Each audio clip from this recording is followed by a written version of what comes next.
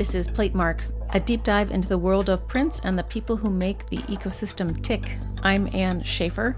As an independent curator and fair organizer, I'm on a mission to demystify printmaking and expose the heart of this wonderful collaborative community. From the technical challenges to the creative breakthroughs, we're taking you behind the scenes of the art world's most charming corner. As I like to say, Platemark, bettering the world one print at a time. Today we're stepping into a world where rare books meet heavy machinery. I'm absolutely delighted to introduce you to Amelia Hugill-Fontanel, Associate Curator of the world-renowned Cary Graphic Arts Collection at the Rochester Institute of Technology. I first met Amelia at the 2025 MAPC meeting, and I knew instantly that she had to come on the show. She isn't just a guardian of avant-garde letter forms and rare manuscripts. She's a fixer of historic iron. Amelia actually maintains and restores the 19th century printing presses housed at RIT, and these aren't just museum pieces. They're functional, working machines that she uses to teach the next generation of printers. In this conversation, we dig into the Cary legacy, the fascinating history of Melbert Cary Jr., an importer who brought European avant-garde type to the U.S. We dig into mechanical resurrection, what it's like to keep 150-year-old presses running in a modern world. The tech pivot, how 3D printing and laser cutting are actually helping save traditional letterpress. And also we dig into the changing culture, the rise of women in the historically macho world of metal type, and the impact of groups like Ladies of Letterpress. Amelia's passion for keeping these machines turning is absolutely infectious.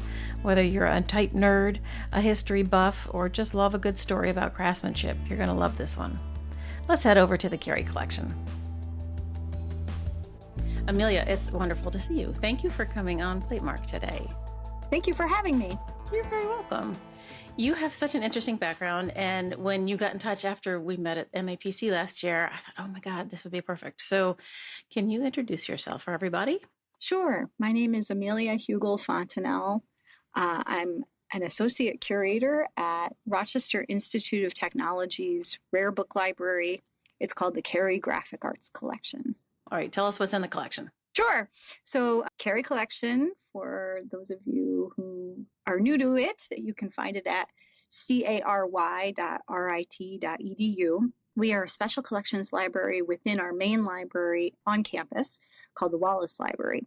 But what Cary Collection collects on are all of the fields that are related to the graphic arts. And that's really wide. It's a really large area of study. So I always explain that graphic arts encompasses anything having to do with printing, history, and practice, things related to different kinds of printing processes, especially in the various printmaking fields, whether that's commercial or fine art printmaking, as well as topics related to graphic design, like typography and page layout and type design.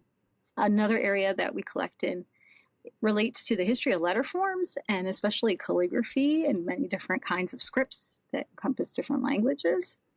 And then this kind of giant topic called the art and the history of the book. So the art of the book could encompass things like different kinds of material processes, like bookbinding and paper making, or genres like fine press production in bookmaking or artist books. The history of the book is as old as the history of human beings almost, since we've been engaged in making books in some kind of format since our earliest ancient times. And so there we try to collect exemplars, just one or two examples, not too deep, but pretty good ones that showcase how people have been making books over time and also through different cultural experiences. What is a book? That's a lot. It's very exciting. It is. It's super cool. Yeah. But as you're talking and naming off all of these sections that you guys collected, I'm like, okay, I have thousands of questions, Amelia. A, where do you find all this stuff? B, how do you afford it? And C, or start with this one. The collection must have been based on Cary's collection. Can you tell us about the Cary's? Sure. So our full name is Melbert B. Cary Jr. Graphic Arts Collection. And that's our namesake. It was the first collection that came to RIT. It came in 1969 to support the program that they had in printing technology. So there was a school of printing at RIT. And let's make a little distinction there. So School of Printing was a commercial printing school, and we did also have fine art printmaking in the School of Art. So there's just a small distinction there. A lot of people could make a lot of bigger distinctions. I'm sure we could all talk about that between those two. So Melbert B. Cary, in his life, he was an importer of metal type from Europe to the United States in the time period of the European avant-garde. So during the Dadaists and the Futurists, all these wonderful movements, in fine art were actually translating also to the way type was designed. And so it was thought that American type design in the 1920s through the 40s was kind of classical, right? And so people in European type foundries were creating these kind of fantastical typefaces that were responding to those movements in art. And Melbert Cary was a great arbiter of taste, and he imported those types to the United States market. I would like to say that he was absolutely super successful, and he was a millionaire from this endeavor, but he happened to be married to a very wealthy woman whose name was Mary Flagler Cary. Mary Flagler was the heiress of Standard Oil. Not only that, but also real estate and railroads. And so if you go down to Florida, there's a Flagler County and there's a Flagler College near St. Augustine. So the Flagler Carys were very wealthy people. And so apart from his business in importing metal type and running his own private press called the Press of the Woolly Whale, he also, and his business was called Continental Type Founders Association. They also collected extensively. So their interests were classical music. So they collected scores by composers written in the original composer's hand, like a score written by Mozart. Oh, manuscripts. Yeah. Oh, and boy. then they also were really interested in medieval playing cards. And so they had a wonderful medieval playing card, which is aligned to printing history in a lot of ways. So when it came time, so Melbert Cary, he died as a young man. He had cancer in 1941. His wife goes to live on about 2 decades after that, and they didn't have any children. And so when their estate was meant to be dispersed by their executors, which they created a Mary Flagler Cary Foundation, all of the printing books and exemplars of printing that were interesting to Melbert Cary's business, Continental Type Founders, came to RIT to serve the RIT School of Printing. So this plus an endowment for a librarian and an endowment for a professor in typographic history. What happened to the playing cards and the medieval manuscripts? Playing cards went to Yale's Beinecke Library. Oh, wow. And the Melbert B. Cary and Mary Cary collection of musical manuscripts went to the Morgan Library in New York City. Oh, whoa. There's a lot of Cary collections, and I think a wonderful part of their legacy, too, they're really interested in ecological conservation. So their foundation, which has closed now, it lasted for 50 years, they invested heavily in the Nature Conservancy, and there's a lot of wetlands that were preserved as a result of it. So it's if you are interested in graphic arts history, it was great, and also the world, our ecological makeup in the United States has something to owe to the Carys. So when Mrs. Cary was getting older, or less young, as you might say, did she identify RIT and the Beinecke and the Morgan Library and whoever else? It was all the executor. It's such a great story. And please forgive me if it's long and drawn out. So there was a foundation, and so they had a board that were trying to figure out what to do. There was an announcement in the New York Times saying that there's $50 million, and this was in 1967 or 68, $50 million that was going to be dedicated to various educational organizations to support the Cary legacy. Well, one of the RIT School of Printing alum, his name was Herb Johnson. He later on went on to be a professor here.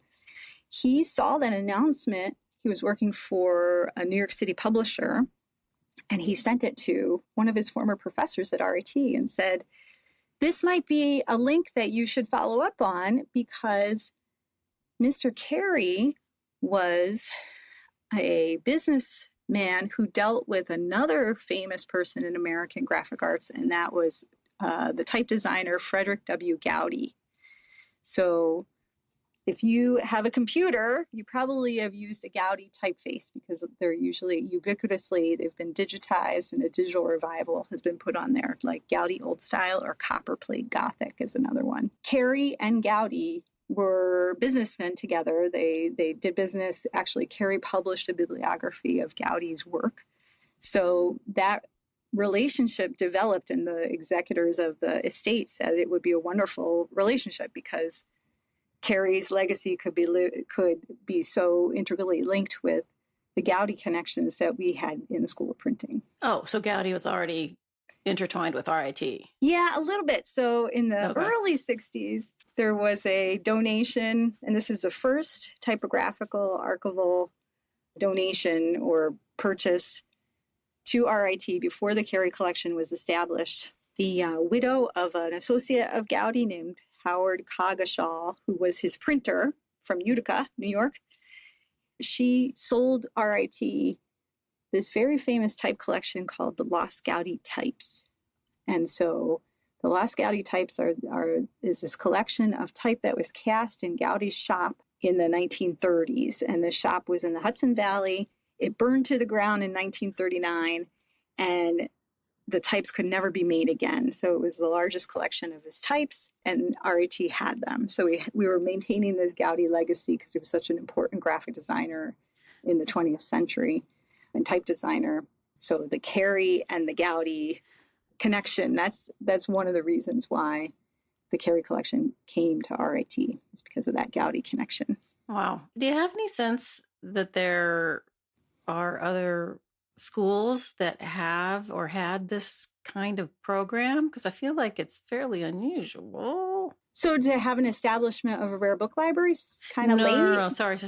Commercial printing and printmaking and of course this rare library. Everybody, not everybody. So that's like a whole nother topic, which is so interesting. We could talk for hours. I know. So the history of like education in the commercial sense for printing was really locked up with guilds and unions and things and different kinds of trade education. So different kinds of apprenticeships. And that continued through the beginning of the 20th century. Our RIT School of Printing came in 1935 when the biggest newspaper man in the country saw the need to take up a small little school that was teaching typesetting and bring it to Rochester. And that was Frankie Gannett, who runs Gannett Corporation, which publishes USA Today, among many other newspapers in the world. So that kind of formalization in a higher education setting is fairly new. It's like a mid-20th century situation. We didn't grant degrees at RIT till the 1940s because we were a trade school. We were Rochester Athenaeum and Mechanics Institute. Oh, gosh, I didn't know that. So other schools have kind of felt like that. Like, for instance, the big schools of printing in the United States, there's still one at Clemson University, one at California Polytechnic University, and there was one at Carnegie Mellon, which was also a trade school. And there's a few in Wisconsin, like University of Wisconsin-Stout come to mind, and Ryerson University in Canada. So these are places that took a trade school and made it into some kind of academic discipline, which kind of falls outside of, it's a very different path from a formal printmaking, fine art printmaking educational system, which goes with art academy. Right. Printing. Well, and so RIT shuttered their printmaking studio department, right? So printmaking is still a viable thing here. I got it confused. All right. So they've shuttered College of Art and Design. Yeah. Okay. All right. So, a lot of alum feel like it's shuttered, but what really happened is they had to make a really strategic decision to merge with another department because we're a private educational organization that has private education tuition requirements. And it was a hard sell. That kind of trade learning in like high schools for graphic arts and printing is not really being taught, and it's being taught as a graphic design curriculum, not a printing curriculum. So what they did was they took the RIT School of Printing and merged with our packaging science program Okay. in the College of Engineering Technology, because every single piece of packaging has print on it. You know, a bag of peas, a granola bar wrapper, your wrapping paper, your box that you open from an Amazon, container has printing on it. So those students are still super viable. It's just they're more in a packaging track, not like a publishing track anymore. All right. I'm sure you know better than I, but I feel like the printing industry, which is still doing its thing, that the technology has so shifted to digital that it's like a whole different beast at this point, right? Yeah, I would agree. And I agree that the cross media is a huge part of it. So sometimes digital technology will enter into the whatever the printed good is. And we see that in huge ways that we never thought possible. Like Spoonflower can print your wallpaper, custom for you that you design. So we see that in amazing ways, and that's digital design and printing. But sometimes we see products that are historically printed with big machines like offset lithography, like glossy magazines, but then they have these digital customizations added on to them. So that kind of amazing like customization, which is a huge runner in printing nowadays, commercial printing, is fascinating and kind of overwhelming. So overwhelming for me, You who are totally in it. Right. I find it great. I love visiting printing companies and hearing the latest products and talking about color profiles and things like that. But that's, I actually have a degree from the RIT School of Printing and immersed myself in that world for a while. But there's more to you than that. Yeah. I mean, it goes so much farther because I was, I was checking you out today, and I had totally forgot that we talked about how you are like a fix-it person. And the reason that you got in touch in the first place was because we had Mike Stark on, and you were like, hey. I do that too. There's so many aspects to all of which is exactly why you're perfect for the pod, because my goal is to show how many different ways you can be creative adjacent, right? And you hit on bazillions of them. So tell us about you. All right. Well, if you looked at my job description as an associate curator, I'm responsible in a big way for doing facilitation of what's called library instruction. So any faculty member can come and say, oh, I see you have these amazing things in your collection that aren't readily circulating, right? We can't always allow something to circulate because it might be very valuable or it might hurt the object if a student checks it out. So we have these special collections that kind of put at the forefront, we want them to be accessed, but we want to be accessed in a controlled way. So I do a lot of library instruction. So for instance, I had 2 or 3 sessions for different printmaking classes this past semester where the faculty says, we're really enmeshed in screen printing. So what do you have from history that you could talk about screen printing this semester? Or same thing for any process. I have a whole class kind of prepped for the Print Club of Rochester, which is going to come because we do community stuff. So bring out these great things and have people look at them, just give them the tools to understand how to handle them. So that's part of my job, a big part of it. The other thing along with that is that I'm the collections manager for our technology collection of historic letterpress printing presses. So that's one of the things that I didn't mention before in a rare book library, that laundry list of the stuff that we have. That's typically most of it is paper-based. So a book, a portfolio, archival objects, original drawings and paintings, etc. But a huge section, and I think I measured it once and it's something like 45 tons. Oh my God. Because we had to move it recently, is this technology collection, which kind of comes from our affiliation with the RIT School of Printing, which when we were founded in 1969 as part of them, they were teaching letterpress printing in depth because it was still a viable part of the publishing and the printing landscape in the commercial world. So right now we have 30 working letterpress printing presses, and we have about 1,800 fonts of metal type and about 600 of wood type. Then all of the equipment you would need, like certain kinds of cabinets and spacing material, in order to do editions in letterpress printing. And so it's wonderful to have these things and to preserve them. But we always believe here at the Cary that we should be preserving them through their careful and creative use.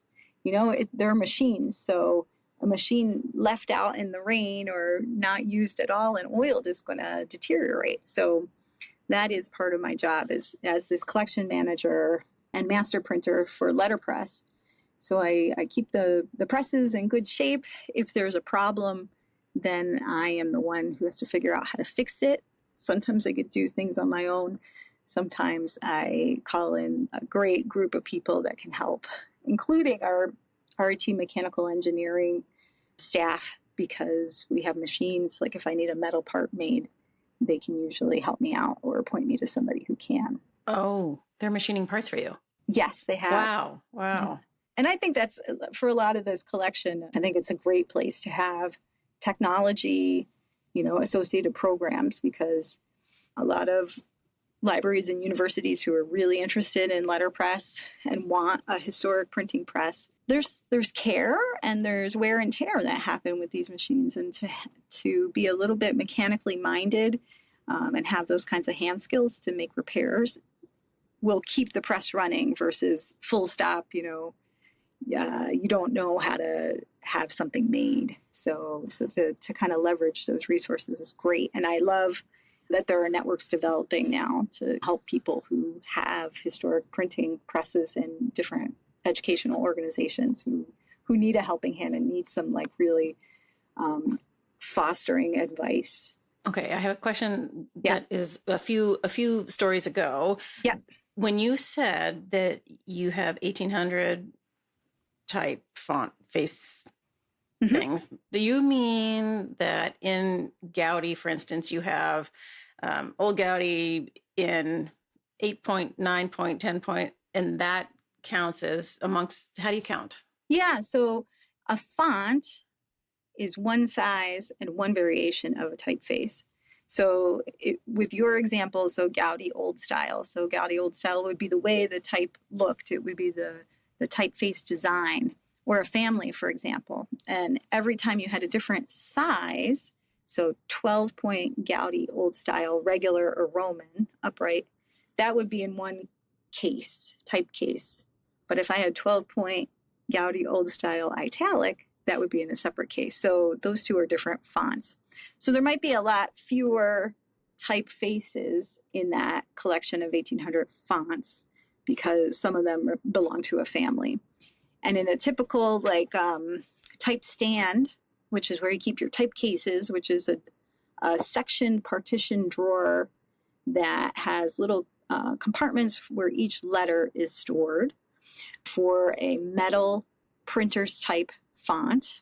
So in a regular type stand in the United States, you usually get about 24 cases to that stand. So it could be a whole typeface is in just one stand. So that, if you could think about that, that's also, I know what that weighs. If every case was about 40 pounds full, it's about 1,000 pounds per stand. Oh my God.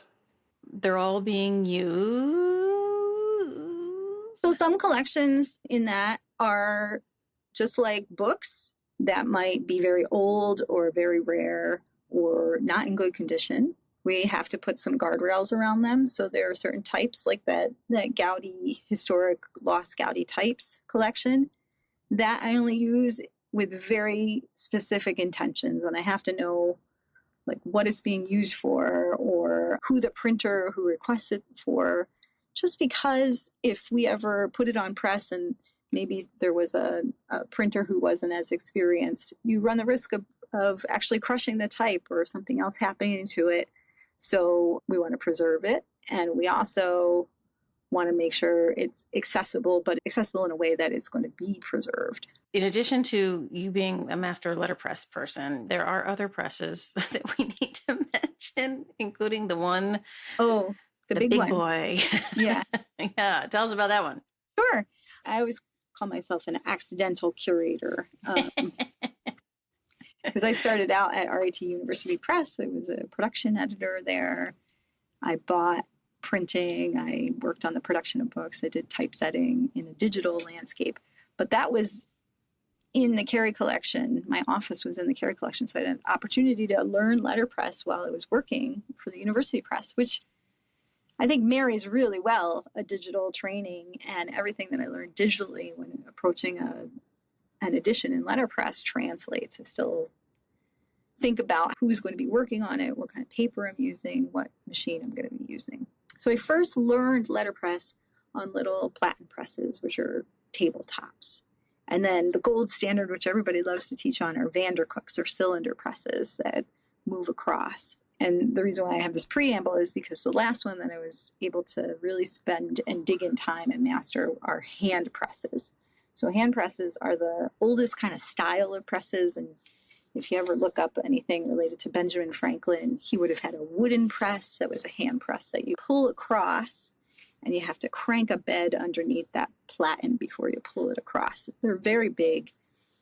So the one that I really learned the most on in printing hand presses is when the Cary collection was able to acquire a famous hand press. And that famous hand press is called the Kelmscott-Gowdy Albion Iron Hand Press. It dates from 1891. It's manufactured in London. And it was up for auction in 2013. And the reason why we were so excited about buying it is because it has this amazing provenance. The first person to acquire that hand press in 1894 is William Morris, the founder of the arts and crafts movement. And late in life, he was really engaged in running his Kelmscott press, in addition to the decorative arts he was doing, like wallpaper and tapestry, things like that. This printing press, the Kelmscott-Gowdy press, was the press that printed William Morris's magnum opus, which is the Kelmscott Chaucer, which is this book that was published in 1896. It's a big folio edition, and it is a beautiful piece with engravings that were designed by Edward Burne-Jones, the pre-Raphaelite painter. The type was custom made for the edition. The paper was made for the edition. It was what some people consider the launching off point of the fine press publication movement. So we have the press that printed that. And because it was so influential, a lot of different people purchased that press after William Morris dies in 1896. They really wanted, that feeling that this press was used to print such an influential work, that maybe they could carry on that legacy in the fine press movement. So the Essex House Press takes it in London, purchases it, or in England, they print a Book of Common Prayer on it. Then the press gets imported to the United States by Frederick W. Gowdy in 1923. Then he doesn't have it for that long. He prints something on it. He prints a really beautiful poem volume by Edna St. Vincent Millay on that press. And then it gets sold to a fellow who was an heir to a linseed oil company near Buffalo, New York. And his name was Spencer Kellogg. He runs it in a press called the Aries Press. And then finally, and the most important reason for us, is that Melbert B. Cary Jr. buys that press too. And so he owns it for a time and runs it for his Press of the Woolly Whale. Now, I have to say, all of these people I mentioned, they all had pressmen. They had trained pressmen to run these presses. This press, the Kelmscott-Gowdy press. And then Melbert B. Cary, as I said, he dies in 1941. And he bequeaths this famous hand press to his pressman. His name was George Van Vechten. And it sits in a basement in New York for a time until 1961, when a fellow named J. Ben Lieberman and his wife Elizabeth Lieberman, they have their own private press called the Harrity Press in New Rochelle, New York. They acquire the press and put it back together. And incidentally, J. Ben Lieberman is such an influential person in printing in America because he founded the American Printing History Association. And he was this firm believer that the freedom of the press was our most important right.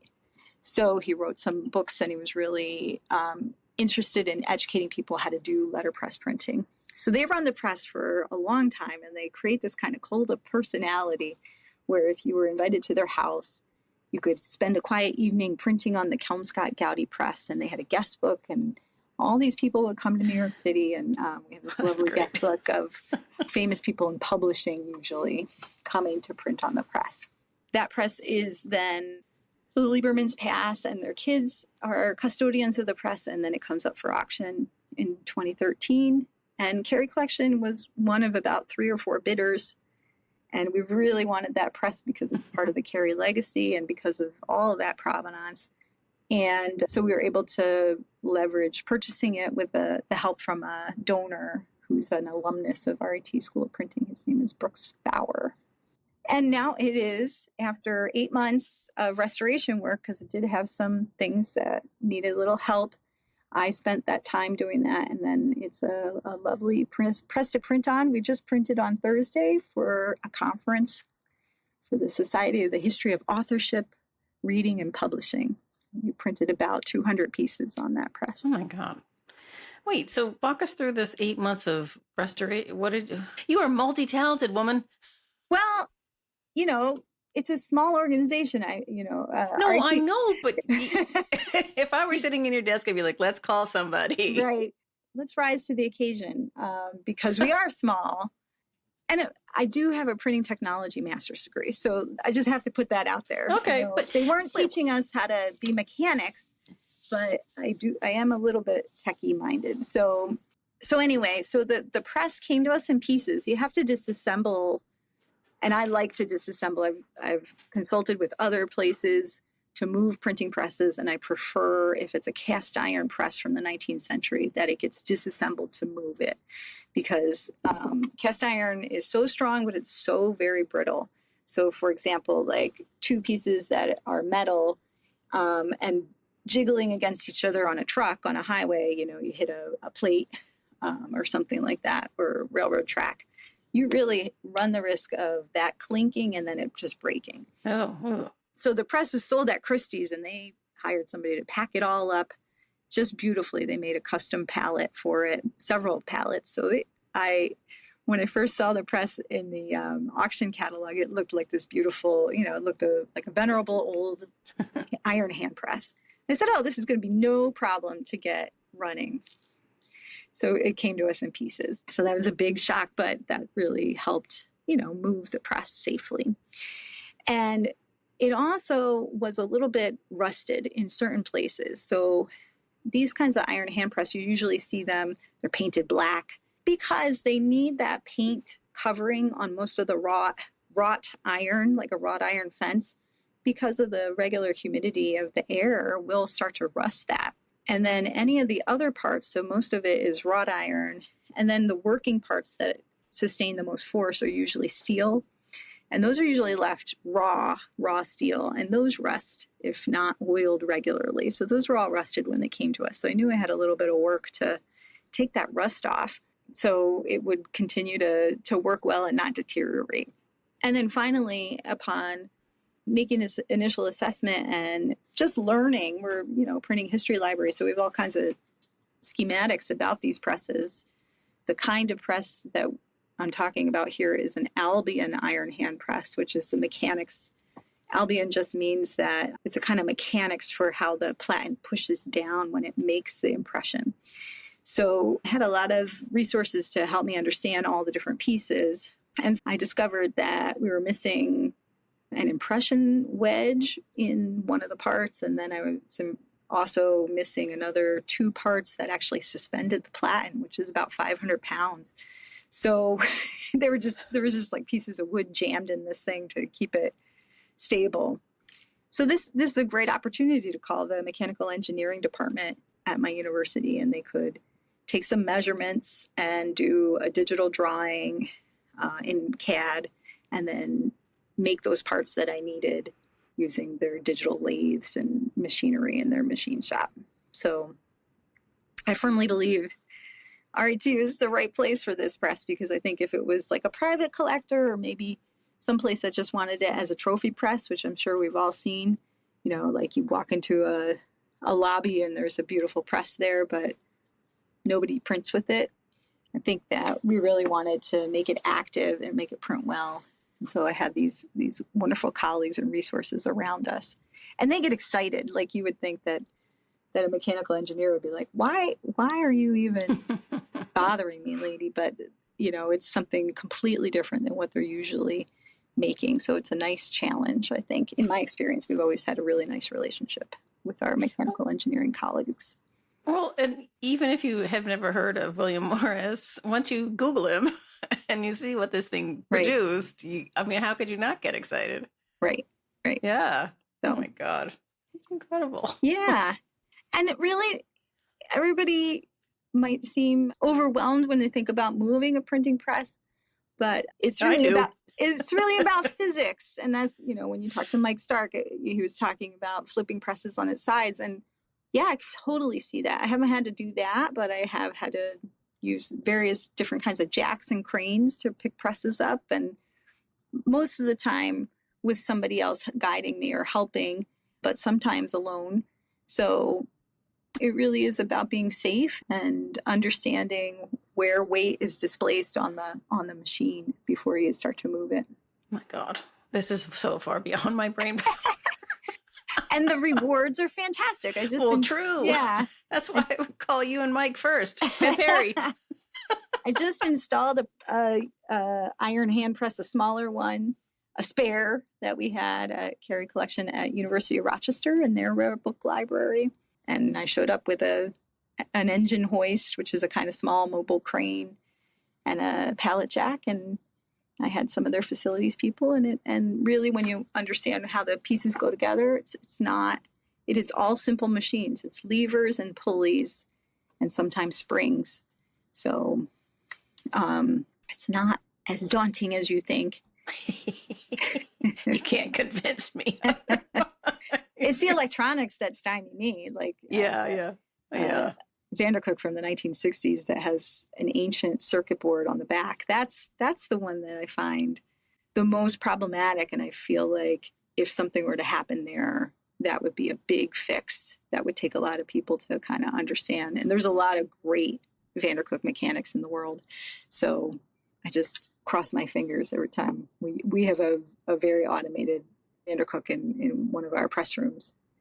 And I'm always worried at the end of the semester if it is going to live another year. But, I try to keep up on the maintenance. So I'm interested and curious about the intersection between the library's collection and the departments that are actually using them. So does the library quote unquote, own all of the presses, but they're being used by the departments, the academic departments? Yeah. The first kind of way that we can do that is through this library instruction. So a professor says, I would like my students to come print. I had a great class last fall. It was a women in history of the 20th century, and the teacher was teaching about suffrage, women's suffrage. And she came to me with her students brainstormed like sayings that suffragettes would use on posters, and they would have been printed on a hand press or some kind of 19th century press. So I typeset those things, and then we did women's suffrage broadsides. So that was a great push into her class. So anybody in the university can do that. And so that was history. Typically, I do a lot of classes for the College of Art and Design, graphic design, especially illustration sometimes. So those students have interfaces with the letterpress printing. But does the printmaking department, are the students free to use the Vandercooks and stuff? So we have 3 different areas. So one area is a museum called Milestones of Printing, where we have several different printing presses on display, but they're all operational. So those could be activated for those kinds of library instruction or workshops or tours. We're doing a tour this week for a University Press Summit where we're going to print. So that's one area. So that's quasi-museum. Then in the letterpress printmaking studio, a couple of years before the pandemic, the faculty member then came to me and said, our printmaking program can't really compete because we don't include letterpress in our curriculum. And I understand you're the letterpress person around here, so would you be interested in teaching letterpress? So I installed a small letterpress corner in their printmaking studio. So it's co-located with screen printing, intaglio, different relief processes. And so we have a letterpress studio over there. And I taught it through 2023 in that studio in the School of Art. Now it's kind of sitting fallow, but different faculty members have been trained on letterpress, so they can use it as push-in things. I don't teach the credit-bearing class in the printmaking studio anymore. I do a lot of like consultations with grad students who want to put letterpress into their printmaking work. Okay, so then the last place, which is the 2023, what happened all through the pandemic. So 2020 through 2023, 24, our library was renovated to accommodate openings to a new building right next door called the Student Hall for Education and Development, the SHED at RIT. And this is a giant makerspace. So it's a giant makerspace and classroom and collaborative space. And they gave us the opportunity to have a press room in there. So that press room is the place now that credit-bearing classes are taught. And so you have to be enrolled in the class. There's not quite enough room for a true makerspace scenario where you just walk up and start doing something. So you have to be enrolled in the class to have access to it. And then you do 4 or 5 projects per semester in letterpress. So learn it, really learn that the kind of muscle memory and the terminology you need till by the end they're running their own letterpress editions. Are there classes on artist books and the actual making of their own books? Yeah. So School of Art has a bookbinding class, so that kind of gets activated into being skewed letterpress. There's a zine and independent publishing class, also adjacent to artist books. And then various classes always have a module for artist books. So that's another area that I do a lot of library instruction to show artist books so students can get really excited and inspired by people who are making this kind of genre of work. So for example, the photography students are in several different classes, fine art photography. They have opportunities to make artist books and sequence their photographs in really interesting ways. The thing I love about RIT, my brother-in-law went to RIT. He was he was in industrial design, and back in the day, we're all aging. But what I love about it is because the name of the school is Institute of Technology. Mm-hmm. I love how organically it wraps and morphs into the creative end of it, and so it's really the RIT school, the School of Technology and creativity, really. We have a big festival at RIT called the Imagine RIT. It's at the end of April, and it's called the Innovation and Creativity Festival. So it opens to the public, and every discipline, a lot of faculty members do their final projects, like have final posters or the result of some kind of engineering thing as an exhibit. So people could walk through and see what people are doing. It's quite overwhelming. There's 25,000 people on campus. I usually open up the printing studio and do something fun, like print your RIT Tiger or print with Legos, things like that. Getting back to what you said, it really is, I think, I'm the most comfortable at the intersection of technology and art, where I can use something techie that's meant to be something like for manufacturing and try to morph it into some kind of artistic practice. And I think letterpress is a place for that, especially as parts start to deteriorate. Oh, could I 3D print that part? Well, yes, you can in most ways. Or a student last semester in their graphic design capstone designed a typeface, and he decided to laser cut his typeface on blocks, and then we put it and printed it on the Vandercooks, so he could have that as part of his digital typeface, which is a variable typeface. And then it goes back. Wait. What does that mean? Variable typeface is this technology. It's not too old, maybe a decade, where the user can change the axes in applications like InDesign, where you could, so the designer actually creates the couple parameters, like this typeface can be this set width or how it is bold or thin. And they have 2 axes where it's the boldest and the thinnest, or it could be slanted So it could be upright to slanted, but then the user has like a sliding scale and can control those variables. So you get a kind of custom typeface, but one that's been designed very thoughtfully so you don't get weird characters as you start to skew them and do things like that. And it's not only just how the typeface looks, it could be how it acts.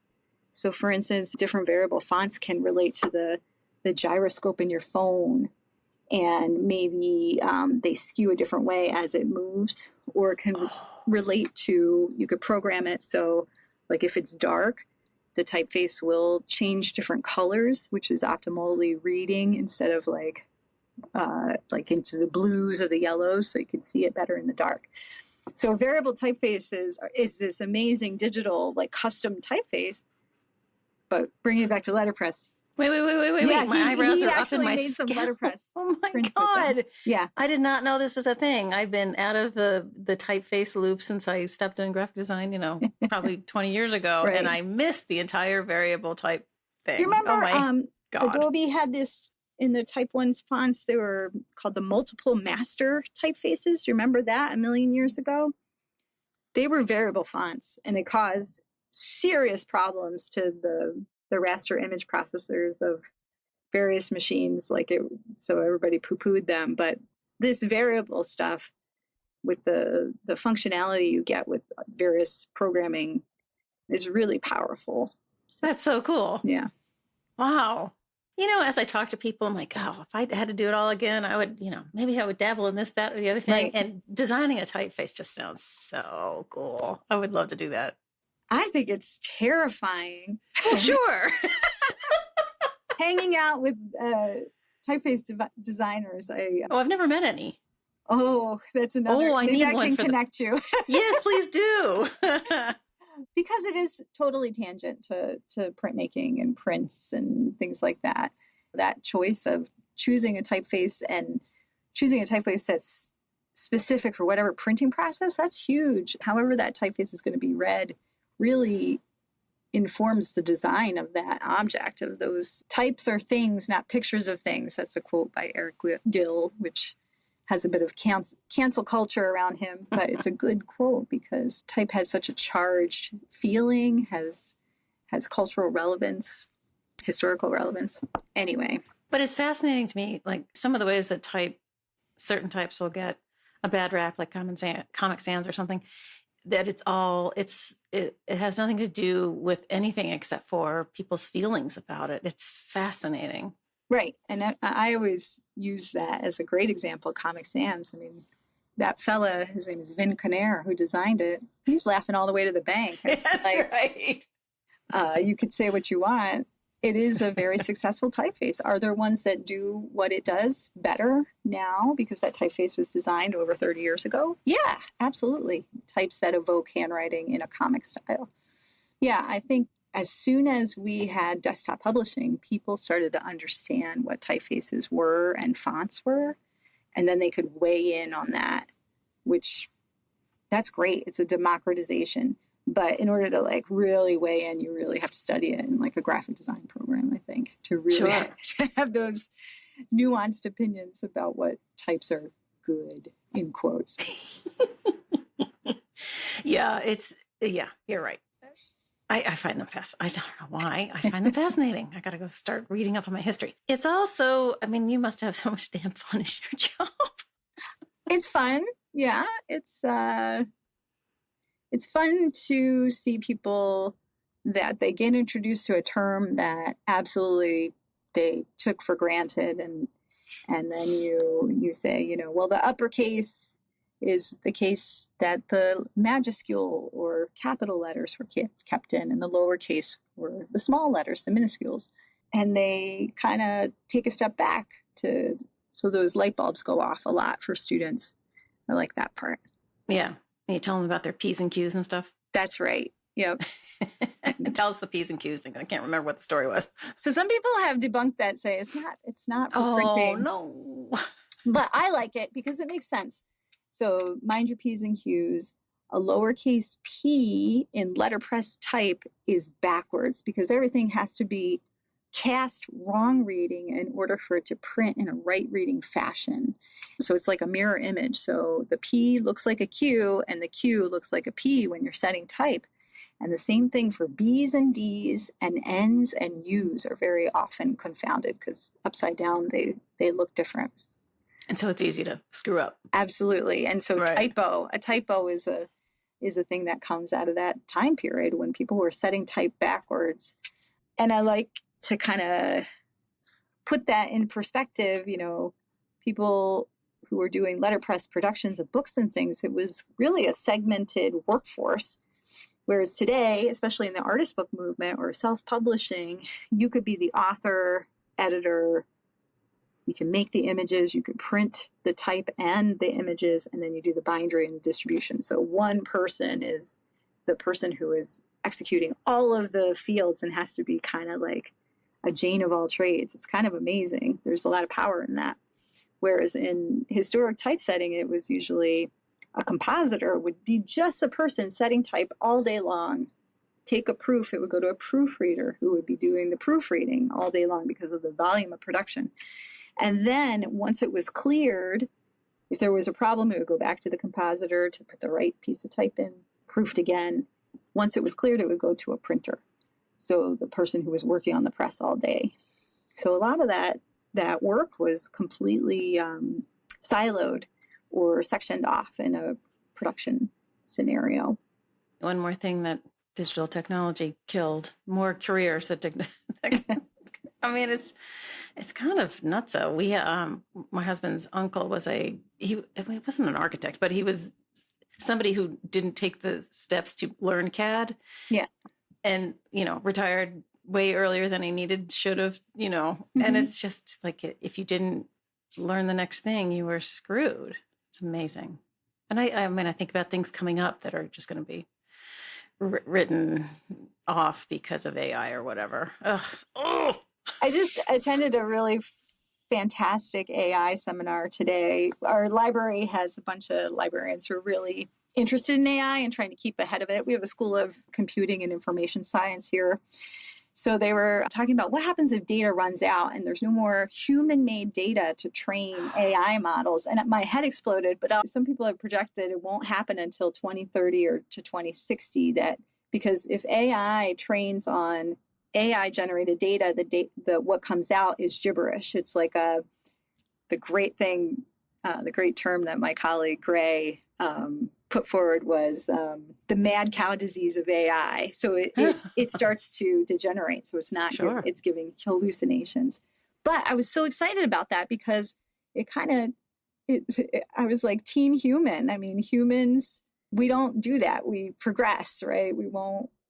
We have a natural progression of our species, and it's not predicated on, training. We're always learning. So I was kind of heartened that, would it be so bad if AI died? I'm sure a lot of computer sciences would think it was the end of the world, but we makers wouldn't think it was that bad, would we? Well, we'll all go back to William Morris's, Exactly. Hand of the Craftsman. Yeah. But it does kind of terrify me, this idea that the answers that might pop out of AI can be skewed depending on just like politically, like if it's ingesting all right-wing-ish stuff or left-wing-ish stuff, then the answers will get codified. And then, yeah, the neutrality, yes, it's a huge thing. Yeah, not despondent yet. I think okay. we're still in good shape.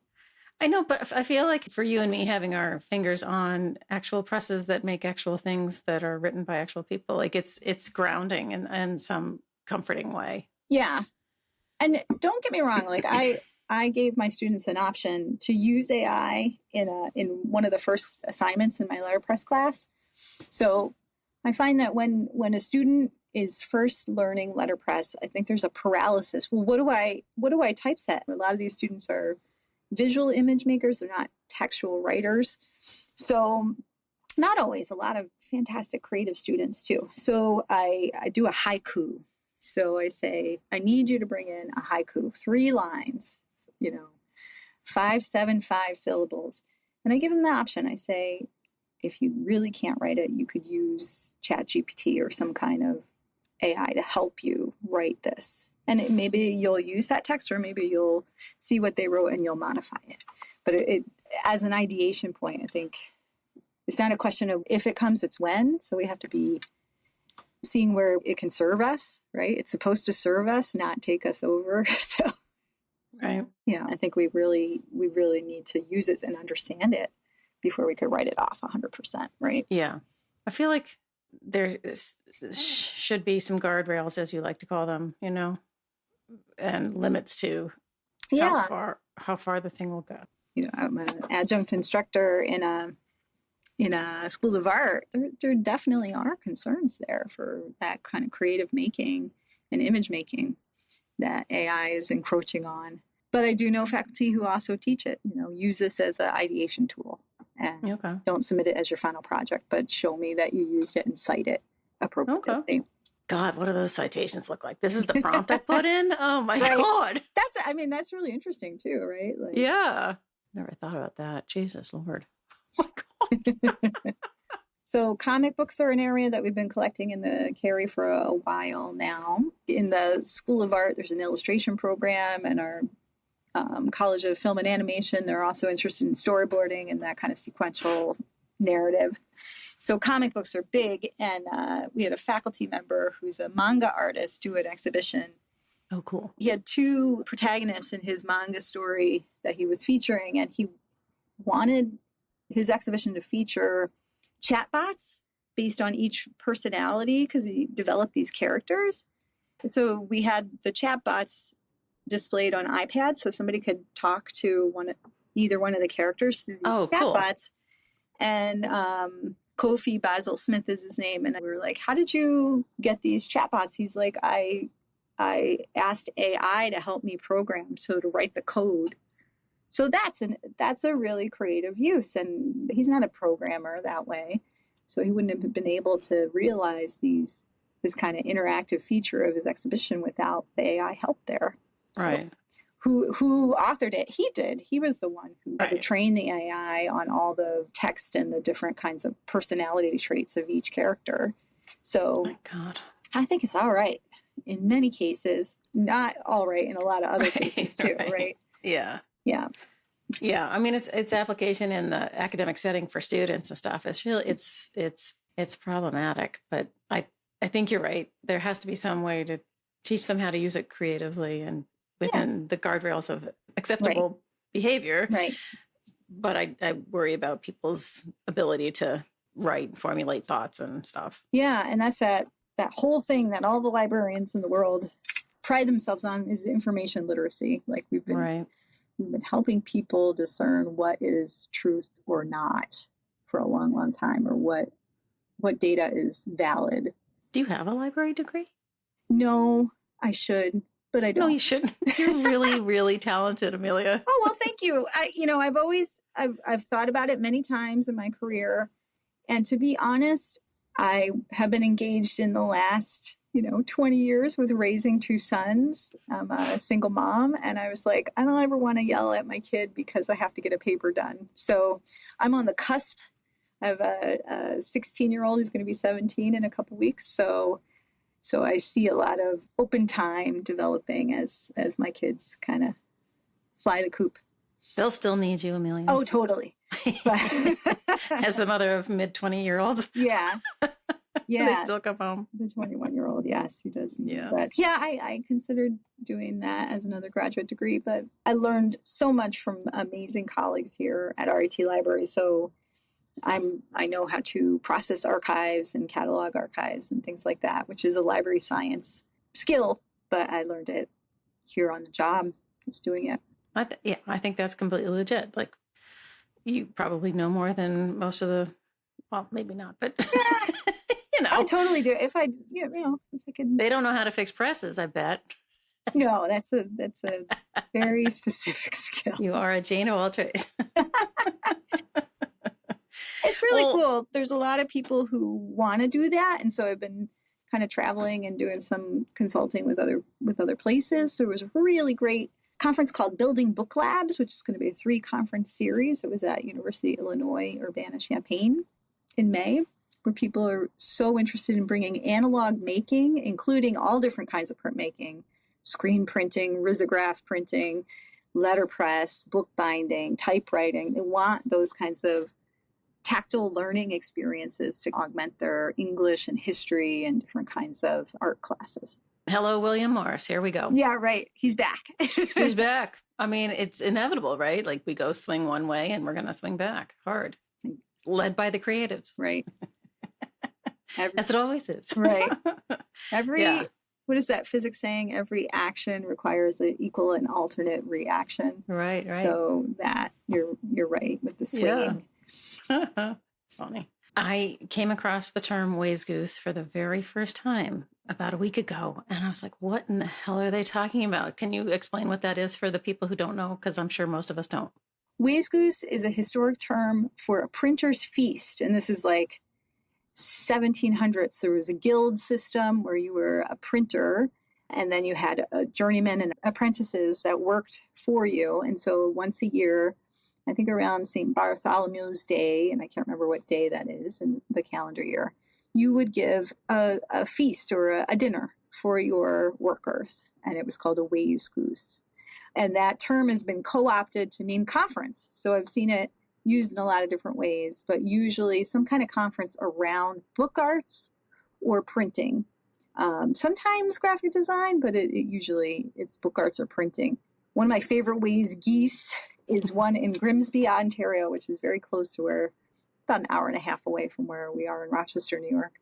And it's at the public library. It's called the Grimsby Ways Goose, and vendors who do various book arts things like paper making and their own independent editions, they've been there. It's a wonderful community event. That's so cool.